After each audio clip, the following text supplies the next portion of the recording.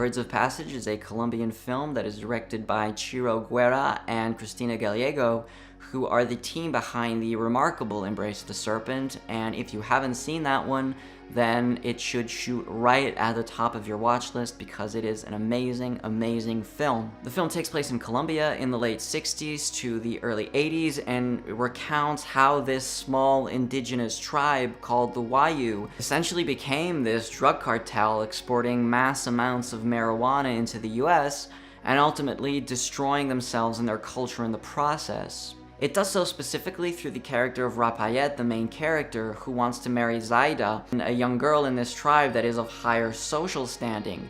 As such, the family basically dictates that he bring a very high dowry. I believe it's something like 30 goats, 20 cows, and 5 necklaces, which I imagine is with the idea that he's never going to be able to collect it and she's going to be able to marry somebody of a higher standing. But because he's a bit of a hustler, he sells some black market coffee on the side, stumbles across this opportunity to sell weed to Americans, because there's this community of American hippies that are living out on the beach. They're essentially paid by the US government to promote capitalism and send out these tracts that are anti-communist, which if you think about it is actually fascinating because we tend to associate hippies with communism and with leftism. And so Rapayet gets the dowry, marries Zaida, and continues trading with the Americans and ultimately becomes this very important drug lord. It's a formula that we've seen before, but I feel the incredible success of this film is how it's able to marry these very tried and true Western tragic tropes that, you see in the Greeks, you see in Shakespeare,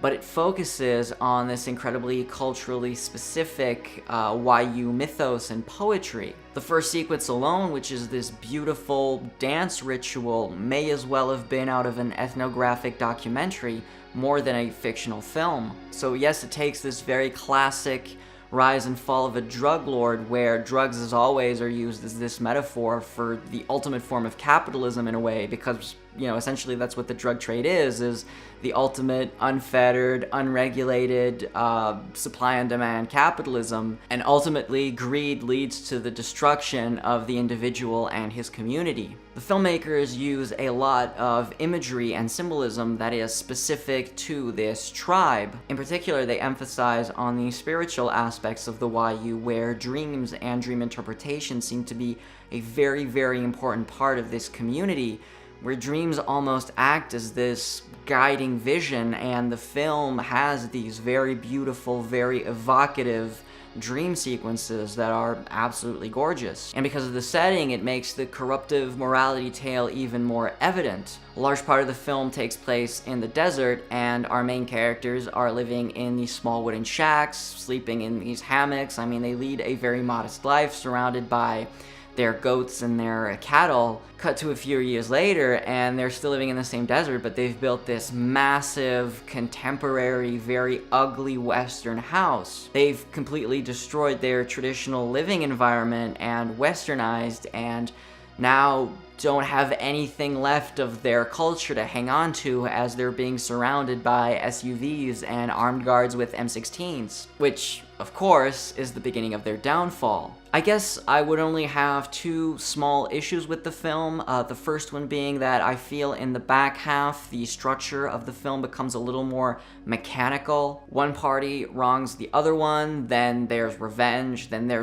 because of the revenge, then more revenge, and the film only really takes place at that point in these 2 locations, the desert, as I mentioned before, and this mountainous jungle location where the character's uncle is from and where he actually gets the weed. At that point, the film doesn't flow as well, and like I said, it feels a little more mechanical, it feels a little more rigid.